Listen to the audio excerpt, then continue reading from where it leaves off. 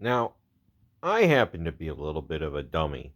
I thought that Eiyuden Chronicles Rising was the spiritual successor to Suikoden, but it turns out it's actually the sequel that is just coming out, Eiyuden Chronicles 100 Heroes.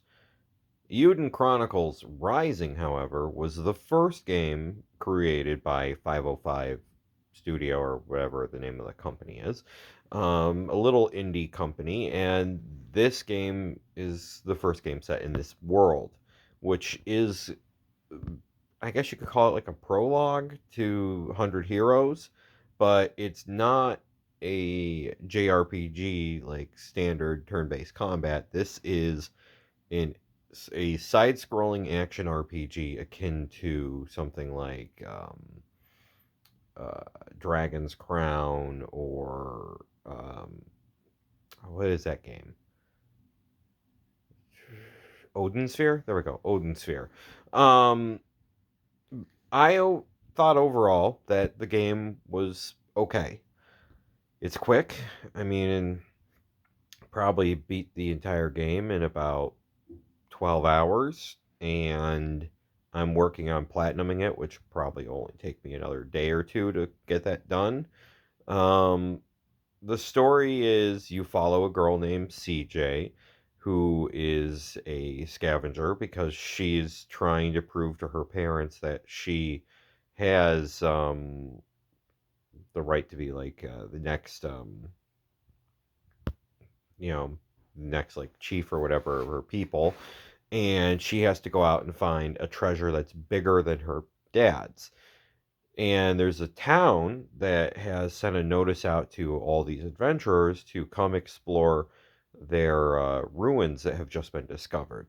And you go into this town, you find out that you need to do side quests to help the town. And the game is almost entirely side quests and fetch quests and kill this, kill that. This story is pretty thin for the most part, but as you get further along, it begins to drop little hints about the world, which that there's like two countries that border this town that may be at war. One of them is an empire, and one's more like a republic, and that the empire has sent some spies in to either steal the lenses or et cetera, et cetera. And you find that out through the course of the game.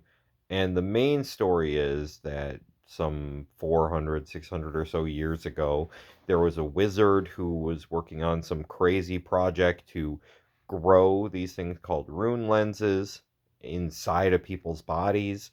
And he was killed, but his spirit lives on, and the mayor of the town was possessed by the spirit of the wizard, and then you basically, as you're exploring, you team up with the mayor's daughter and a kangaroo man, and yeah, so there's humans and beast men who are animal people, and then you keep going into the different dungeons, exploring. A lot of backtracking. It kind of has a slight Metroidvania feel to it. Um, but the game's easy. It's not going to be hard. The music's okay. Um, and the combat is very simple. I didn't have a challenge with the game, and now I'm playing it on a hard mode to do the last trophies and stuff, and it's still not hard, but it's fun. But it's not a hard game. Um, I would say that if you kind of want to start dipping your toes in the world before you play 100 Heroes, Rising's not bad. But I'm not going to say that the game's anything to be like, oh man, this is amazing. It's fun, and I have enjoyed my time with it, but it's very repetitive. I think the fact that it's so quick is why it's not, as aggravating as some games where you do the same thing over and over and over again. That, you know, I don't know. So it's fun. Um, the story's a little thin. The humor doesn't always land.